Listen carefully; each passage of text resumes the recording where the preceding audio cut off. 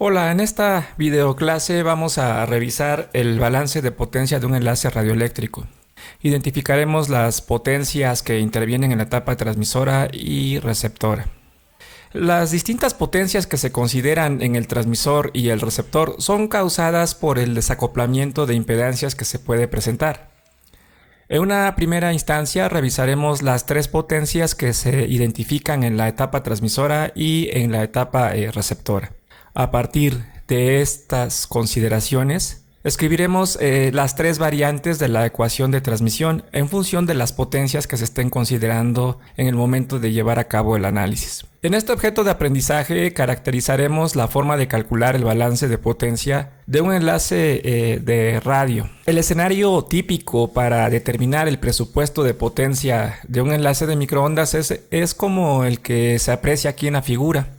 Tenemos dos torres con su respectiva antena transmisora y receptora separadas a una distancia d. La distancia d la podemos considerar si trazamos una línea imaginaria que une el centro de emisión de la antena transmisora con el centro de emisión de la antena receptora. En este ejemplo estoy considerando dos antenas con el mismo patrón de radiación.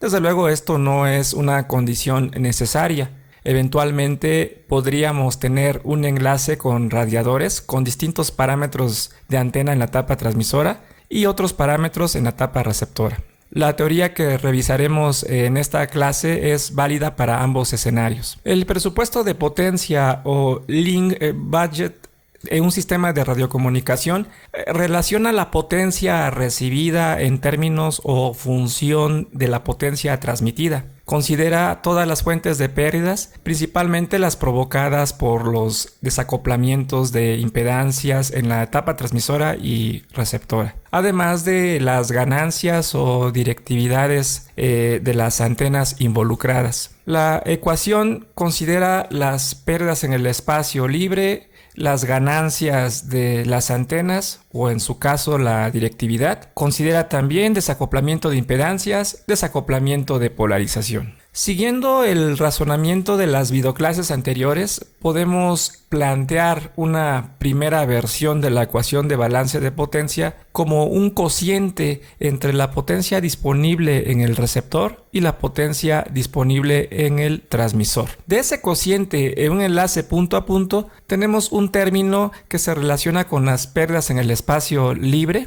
la ganancia de la antena transmisora, la ganancia de la antena receptora, un factor de pérdidas por desacoplamiento en la etapa transmisora. De la misma manera vamos a incluir un factor de pérdidas por desacoplamiento en la etapa receptora. Todo eso multiplicado por un coeficiente que llamamos en clases anteriores como coeficiente por pérdidas de polarización. Recuerden que este último término cuantifica una pérdida causada por una incorrecta orientación o alineación de las antenas en nuestro enlace. Primeramente vamos a identificar las potencias que intervienen en la etapa transmisora. Como parte de la representación sistémica del transmisor, tenemos un generador que provee la máxima potencia que se podría transferir a la antena transmisora en caso de que haya acoplamiento de impedancias. Esta potencia la vamos a llamar potencia disponible en el transmisor. Normalmente el generador estará conectada a una línea de transmisión. Lo habitual es tener un acoplamiento entre el generador y la línea de transmisión. En este esquema se representa una línea de transmisión que se conecta a una antena, que no necesariamente se encuentra acoplada. Esto implica que de toda la potencia disponible por el generador, una parte se reflejará hacia el propio generador y el resto será entregada en modo guiado a la antena transmisora con el propósito de que pueda pasar a un modo radiado. Sin embargo, como sabemos de clases anteriores, una parte de la potencia entregada a la antena se disipará por efecto Joule provocada por las pérdidas óhmicas de la antena.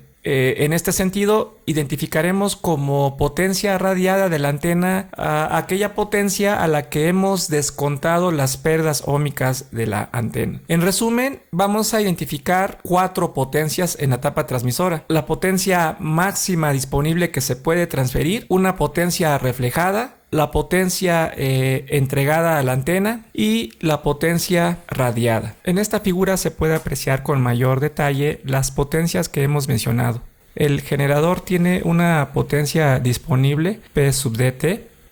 Una parte se entrega a la antena de acuerdo a esta relación y otra parte se refleja mediante esta otra ecuación. De manera tal que la potencia disponible por el generador es igual a la suma de la potencia entregada a la antena más la potencia reflejada. Ahora aquí la pregunta es, ¿cuánta de esta potencia entregada a la antena se va a radiar? La respuesta es la potencia entregada a la antena multiplicada por la eficiencia óhmica de la antena.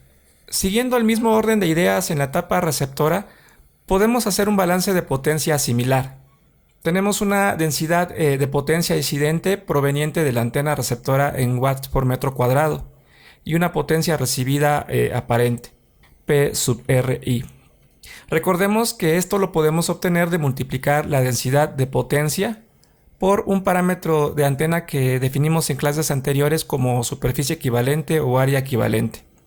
Esta potencia recibida aparente es una medida de la capacidad de la antena de captar una parte de la potencia del frente de onda que incide sobre nuestra antena receptora.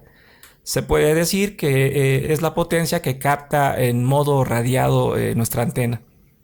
De la transición del modo radiado al modo guiado en el punto de recepción, vamos a tener una potencia disponible que vamos a denotar como P sub dr, que va a estar determinado como un producto entre la potencia recibida de la antena y la eficiencia de la antena receptora. Finalmente, al receptor no le va a llegar toda la potencia disponible, sino que vamos a tener que considerar nuevamente las pérdidas por el desacoplamiento de impedancias con el receptor. En resumen, en la etapa receptora se identifican tres potencias.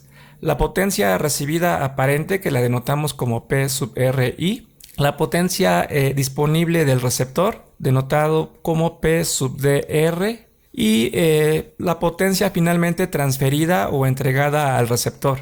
En nuestro curso lo hemos denotado como P sub ET. Respecto a la ecuación de transmisión, podemos encontrar en la literatura fundamentalmente tres formas de escribirla, las tres basadas en la misma idea: establecer un cociente de potencias en las etapas receptora y transmisora. Las potencias que suelen considerarse son las que acabamos de identificar en las diapositivas anteriores, tanto en el transmisor y receptor. La primera versión es una relación de la potencia medida o calculada en la etapa de transición de los modos radiados de la antena receptora y transmisora, es decir, la potencia recibida aparente P sub RI entre la potencia transmitida o radiada P sub RAD. En esta ecuación de transmisión se considera desde luego un término relacionado con las pérdidas por trayectoria que multiplica a la directividad de la antena transmisora por la directividad de la antena receptora y el coeficiente de pérdidas por polarización. Recuerden que este último término cuantifica una pérdida provocada por una alineación incorrecta entre las antenas. Una segunda versión de la ecuación de transmisión se considera como el cociente entre potencias en la etapa o punto de transición del modo guiado de las antenas transmisora y receptora, es decir, la potencia disponible en el receptor entre la potencia que se entrega a la antena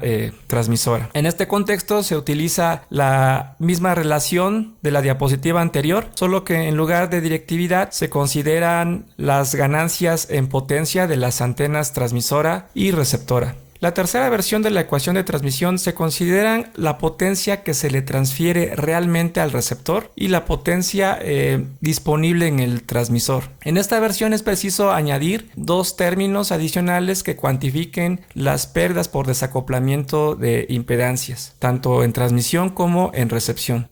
En resumen, en las tres variantes de la ecuación de transmisión que se han presentado, se consideran en cada una de ellas relaciones de potencia.